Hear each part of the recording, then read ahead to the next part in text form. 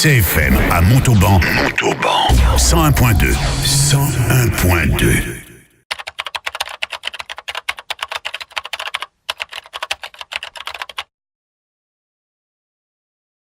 Bonjour François, bonjour à toutes et à tous et ravi de vous retrouver cet après-midi pour vivre le final de cette 6e étape du Tour de France, une 6e étape qui conduit les coureurs aujourd'hui d'Arpajon-sur-Cère, départ inédit pour Arpajon-sur-Cère et une arrivée du côté de Montauban qui accueille le Tour de France pour la 2e fois.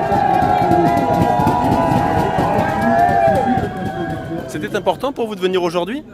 Oui, c'est quelque chose d'exceptionnel, le Tour de France, et c'est la première fois que j'ai l'occasion de le voir dans ma ville, donc oui, je voulais absolument venir le voir aujourd'hui. Mais bien sûr, il faut quand même participer. Pour une fois que le Tour de France passe, ça nous fait plaisir, quoi. On est content que ce soit dans notre ville. Disons que c'est un loisir. This is the sixth step of the Tour de France. Why are you here today in Montauban? Nous venons d'Écosse pour des vacances. Mon mari aime beaucoup le vélo, il le suit chaque année.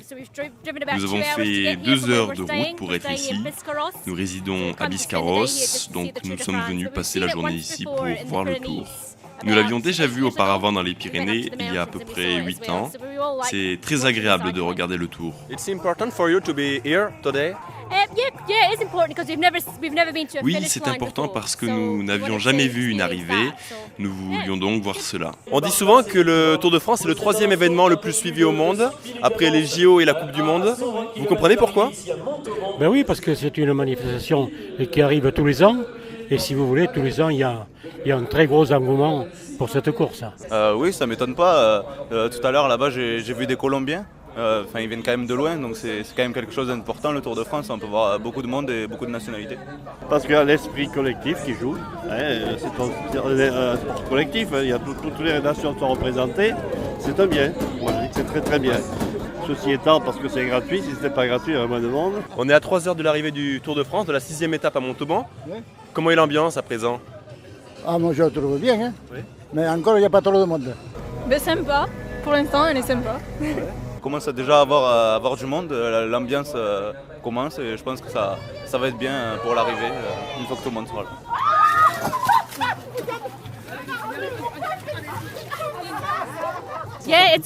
L'ambiance est excellente, tout le monde est excité, c'est une bonne ambiance, tout le monde est généralement heureux, il fait chaud, ça aide, il ne pleut pas, donc oui, c'est super. Et qui est-ce que vous pressentiriez bien arriver, franchir la ligne en premier ce soir à Montauban? Un Français, à la personne de Vauclair. On a un coureur de chez nous, Thibaut Pinot, qu'on va essayer d'encourager. Et l'organisation, qu'en avez-vous pensé? Eh bien, bonne organisation, franchement, ça va, c'est bien. Okay. Très bien, très bien. Excellente, c'est excellent, c'est remarquable, c'est très bien organisé. À chaque fois, c'était aussi bien organisé. La caravane est très bien, alors que ça doit être dur pour ces personnes à l'intérieur qui doivent avoir très chaud. Bonjour Laurent Jalabert. Bonjour. Il y a une certaine émotion à arriver aujourd'hui sur vos terres avec le Tour de France, la 6e étape. Oui, c'est un sentiment particulier parce qu'on a des automatismes sur le Tour, jour après jour, on répète les mêmes gestes dans les mêmes endroits. À l'intérieur de l'enceinte du Tour, mais sans trop faire attention au décor extérieur, hein. On est dans des villes différentes, mais nous, en fait, on évolue toujours dans les mêmes espaces.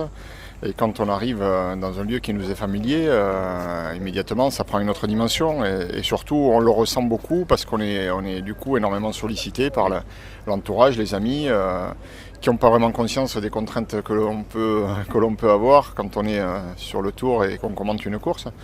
Mais ceci dit, j'ai hâte d'être dans le direct justement pour voir le déroulement de cette épreuve, de cette étape et pour revoir de belles images sur des routes qui me sont familières et dans une ville où il fait bon vivre. Et alors comment se passe une de vos journées type à peu près? Moi j'arrive sur site à l'arrivée, parce qu'on n'a pas le temps d'aller au départ et d'être à l'arrivée ensuite assez tôt pour les directs.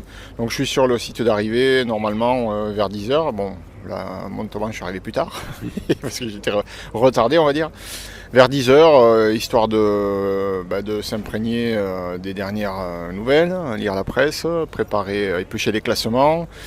Après, On patiente, il y a une cantine pour aller s'alimenter avant de prendre le direct et à 13h je suis en studio et à 13h50 on est en direct. Ça c'est pour les étapes normales, pour les étapes en intégralité, quelquefois ça démarre très tôt le matin. On les fait du début à la fin. Et jusqu'à l'arrivée, donc on est en direct. À l'issue du direct, je rejoins Gérard Holtz derrière les podiums protocolaires pour le vélo club, où on fait quelques interviews aux lauréats. On décrypte la course, on revient sur les faits marquants. Et alors quelles sont les particularités de cette 6e étape Arpajon-sur-Cère-Montauban ? C'est une étape qui est coincée entre 2 étapes de montagne. Celle d'hier, moyenne montagne, avec l'arrivée au Lioran, qui a été quand même éprouvante pour les coureurs. Demain, c'est la première étape pyrénéenne, pas très dure, mais c'est quand même les Pyrénées, il y a l'Aspin. Et donc ce sera pour les sprinteurs la dernière opportunité avant de se cogner la tête sur les Pyrénées. Après, ils auront moins de jus certainement, donc je pense que cette étape est quand même très accessible pour tous ces garçons-là, qui ont encore tous leurs coéquipiers autour. Il n'y a pas eu d'abandon sur ce tour. À mon avis, ils vont contrôler. Aujourd'hui, ce sera très dur de s'échapper, et le final étant très facile. Pour des garçons de ce niveau, on peut s'attendre à un sprint massif. D'accord. Vous êtes un professionnel du cyclisme, vous pressentez un Français, je pense à Romain Bardet, qui marche bien en ce moment. Vous pressentez quelqu'un ou pas pour ce Tour 2016 ? Bardet, Pinot, Barguil, c'est les trois bons grimpeurs du clan français et tous les 3 ont de bonnes chances d'être dans le top 10. Après, à quelle place sur le podium, je pense que c'est leur objectif. Et, il n'y aura pas la place pour tous, mais je pense que pour l'instant, il faut une entame de tour sans faute. D'accord. Bon, étape à suivre. Merci beaucoup Laurent Jalabert de nous avoir accordé cette interview. Merci, bonne journée. 1 km 200 de l'arrivée, peloton en file indienne qui roule à plus de 60 km/h. Attention, c'est l'un des derniers virages. On est à maintenant 600 mètres. 600 mètres de la ligne. Adrien Petit est placé dans la roue. La coureur de la formation Ethics, attention, avec Peter Sagan qui est remonté. Brian Cocker un petit peu loin maintenant. Le sprint est lancé avec Christophe qui est Christophe, Marcin Kittel, Cavendish. C'est Marcin Kittel qui lance au sprint. Cavendish qui remonte. Cavendish peut-être pour aller chercher le 3e victoire d'étape. Marc Cavendish, il n'est pas loin. Et c'est Marc Cavendish qui remporte. 3e victoire depuis le début de ce Tour de France. 29e victoire sur les routes du Tour. Il dépasse un certain Bernard Hinault qui n'est pas en public. Il le félicite évidemment. Il est heureux, il reçoit le trophée, le bouquet de fleurs. Marc Cavendish, le sourire du vainqueur de l'étape.